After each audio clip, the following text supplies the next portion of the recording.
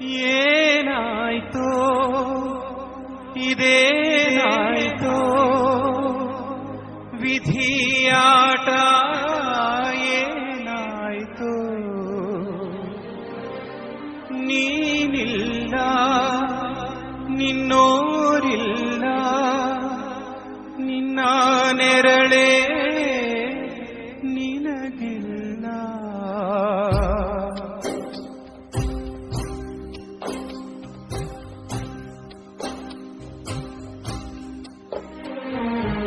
ಏನಾಯ್ತೋ ಇದೇನಾಯ್ತೋ ವಿಧಿಯಾಟ ಏನಾಯ್ತೋ ನೀನಿಲ್ಲ ನಿನ್ನೋರಿಲ್ಲ ನಿನ್ನ ನೆರಳೇ ನಿನಗಿಲ್ಲ. ಕಣ್ಣೀರೇ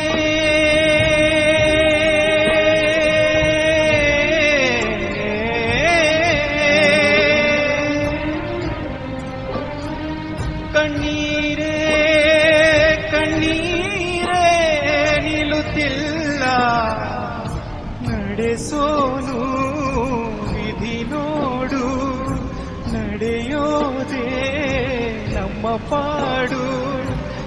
ಏನಾಯ್ತೋ ಇದೇನಾಯ್ತೋ ವಿಧಿಯಾಟ ಏನಾಯ್ತೋ.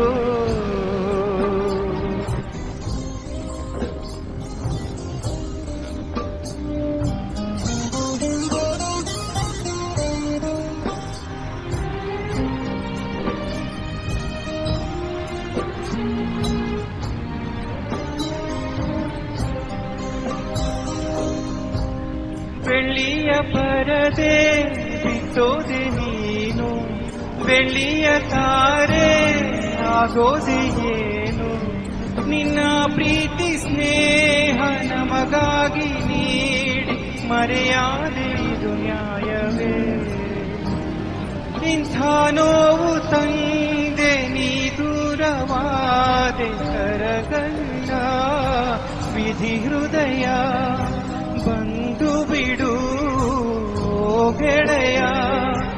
ಏನಾಯ್ತೋ ಇದೇನಾಯ್ತೋ ವಿಧಿಯಾಟ ಏನಾಯ್ತೋ.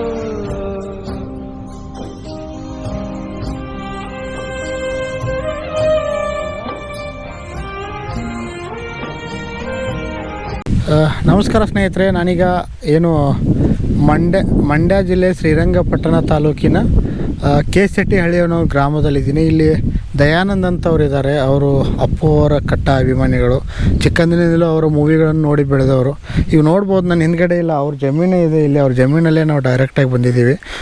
ತೋರಿಸಿ ಹರೀಶ್ ಈ ಕಡೆ ಎಲ್ಲ ಜಮೀನೆಲ್ಲ ತೋರಿಸಿ. ಸೊ ಪ್ರಶಾಂತವಾದ ವಾತಾವರಣ, ಗಿಡ ಮರಗಳು. ಈ ಕಡೆ ತೋರಿಸಿ.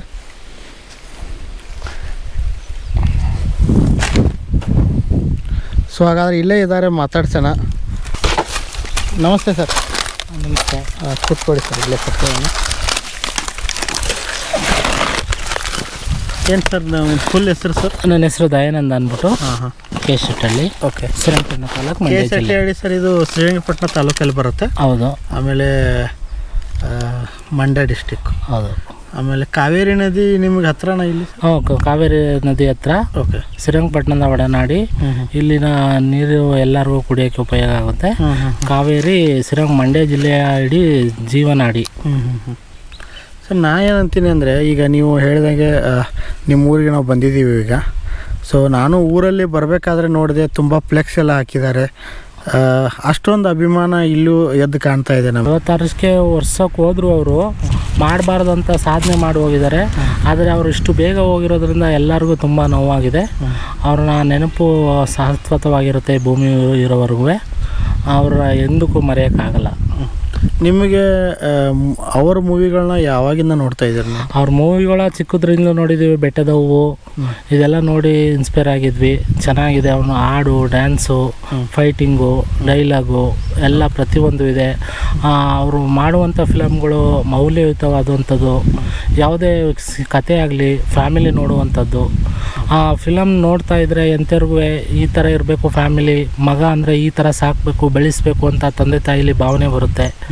ಅವ್ರು ಇರೋದರಿಂದ ತುಂಬ ಅವ್ರ ಫಿಲಮ್ ನೋಡಿದ್ರೆ ಯಾವುದೇ ತಂದೆ ತಾಯಿಯಾದರೂ ನನ್ನ ಮಗ ಈ ರೀತಿ ಬೆಳಿಬೇಕು ಅನ್ನೋ ಫಿಲಮ್ಗಳು ಮಾತ್ರ ಮಾಡ್ತಿತ್ತು ಹೊರತು ಯಾವುದ್ಯಾವುದೋ ಕೆಲ್ಸಕ್ಕೆ ಬರೋದು ಫಿಲಮ್ ಮಾಡ್ತಿರ್ಲಿಲ್ಲ. ಅವರು ಚಿತ್ರ ಕತೆ ಯಾವುದೇ ತಗೊಂಡ್ರು ಅವ್ರದ್ದು ಫ್ಯಾಮಿಲಿ ನೋಡುವಂಥ ಸಿನಿಮಾ ಅವ್ರು ನೋಡಿದ್ರೆ ಮಾತ್ರ ತುಂಬ ಹೆಮ್ಮೆ ಆಗುತ್ತೆ. ಪ್ರತಿಯೊಬ್ಬರು ನನಗೂ ಇಂಥ ಮಗ ಹುಡಬೇಕು ಅನ್ನೋ ಭಾವನೆ ಬರುತ್ತೆ. ಅಂದರೆ ಅಲ್ಲಿ ದೇವಸ್ಥಾನದಂತಿರುವ ಒಂದು ಸಮಾಧಿಗೆ ಕಳೆದ 3 ತಿಂಗಳಿಂದ ನಿಮ್ಮಂಥ ಅಭಿಮಾನಿಗಳು ಸತತವಾಗಿ ಭೇಟಿ ಕೊಡ್ತಾ ಇದ್ದಾರೆ. ಅವ್ರು ಹೇಳ್ತಾ ಇದ್ದಾರೆ, ನಮ್ಮ ದೇವರನ್ನು ನಾವು ಪೂಜೆ ಮಾಡೋದು ಬಿಟ್ಟಿದ್ದೀವಿ, ಆದರೆ ಈಗ ಪುನೀತರನ್ನು ಪೂಜೆ ಮಾಡ್ತಿದ್ದೀವಿ ಅಂತ. ಹೌದು, ಅವರು ತುಂಬ ಜನಕ್ಕೆ ಕಷ್ಟದಲ್ಲಿದ್ದಾಗ ಸ್ಪಂದಿಸಿದ್ದಾರೆ. ಈಗ ದೇವರು ಕಣ್ಣು ಕಾಣಲ್ಲ ನಿಜ, ಆದರೆ ದೇವ್ರ ರೂಪದಲ್ಲಿ ಪುನೀತ್ ರಾಜ್ಕುಮಾರ್ ಬಂದು ಕಷ್ಟದಲ್ಲಿರೋರಿಗೆ ತುಂಬ ಸಹಾಯ ಮಾಡಿದ್ದಾರೆ. ಆದ್ದರಿಂದ ಜನಗಳು ಅವರು ಎಂದಿಗೂ ಮರೆಯೋದಿಲ್ಲ. ಅದೇ ರೀತಿ ಅದೊಂದು ದೇವಸ್ಥಾನ ರೀತಿ ಜನರು ತಿಳ್ಕೊಳ್ತಾ ಇದ್ದಾರೆ.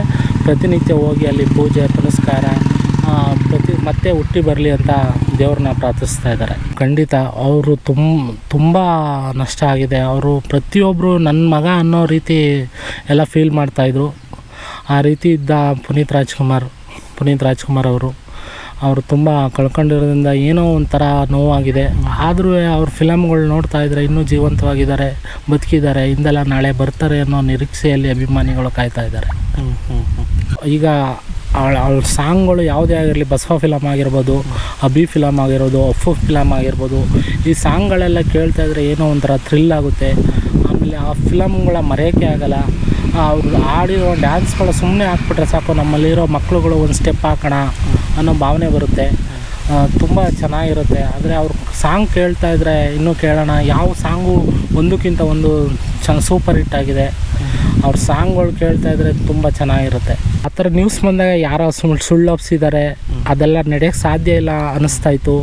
ಯಾವಾಗ ಟಿ ವಿ ನೋಡಿದ್ವೋ ಅವಾಗ ಗೊತ್ತಾಯಿತು ಯಾಕೆ ಈ ಥರ ದೇವರು ಇಷ್ಟೊಂದು ಕರುಣೆ ಇಲ್ಲದೇ ಆಗ್ಬಿಡ್ತು ಅಂತ ತುಂಬ ಫೀಲಿಂಗ್ ಆಗಿತ್ತು.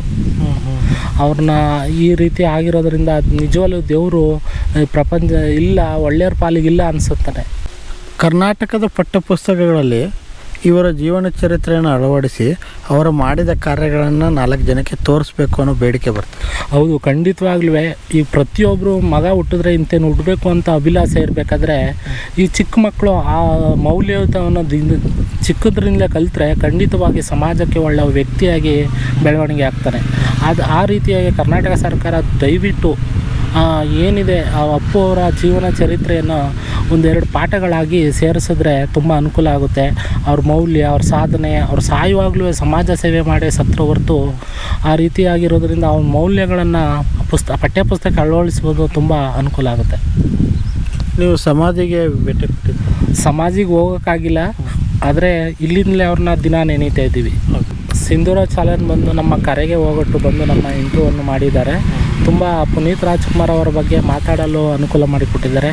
ದಯವಿಟ್ಟು ಈ ಸಿಂಧೂರ ಚಾನಲ್ನ ಎಲ್ಲ ನೋಡಿ ಬೆಳೆಯಲು ಅವಕಾಶ ಮಾಡಿಕೊಡಿ.